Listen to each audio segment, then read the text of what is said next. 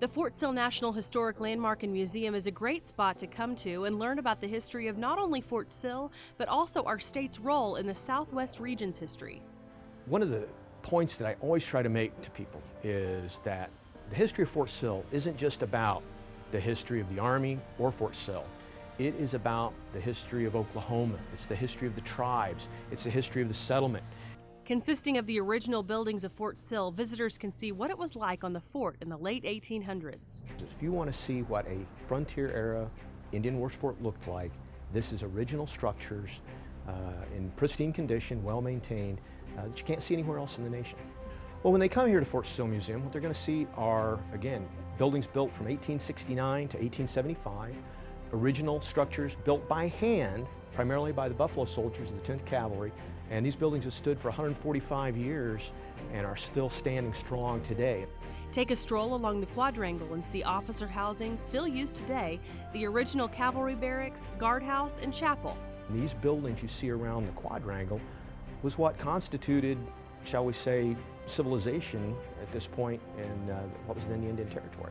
And they can go into the guardhouse and visit the guardhouse, and we have displays about both U.S. Marshals as well as some of the tribal police that were established in the late 1800s, and they can see what the cells and such were used. You can even take a walk through the cell where Geronimo was held. And as for those stories and rumors of Geronimo bending the iron bars on the door of his cell and walking a groove into the floor, a lot of the rumors and the stories about Geronimo and the guardhouse, they're just not true. We also have the Cavalry Barracks, which is fully restored to 1875, and we have a foyer so that they can walk into the foyer and visit and see what it was like for a soldier to live on the frontier. You can also visit the original chapel, still in use today. After that, stop by the visitor center to check out models of the original fort and interpretive exhibits. And we also do have some great exhibits that unfortunately aren't open to the public, like our Warrior's Journey Gallery. A lot of key figures in American history that have lived and been a part of the history of Fort Sill. Probably our most famous resident, Geronimo. We have some of Geronimo's belongings as well as Quanah Parker's belongings on exhibit. To see the Warrior's Journey Gallery and other exhibits not open to the public, just call the Museum Visitor Center or go to the museum website or Facebook page and request a tour.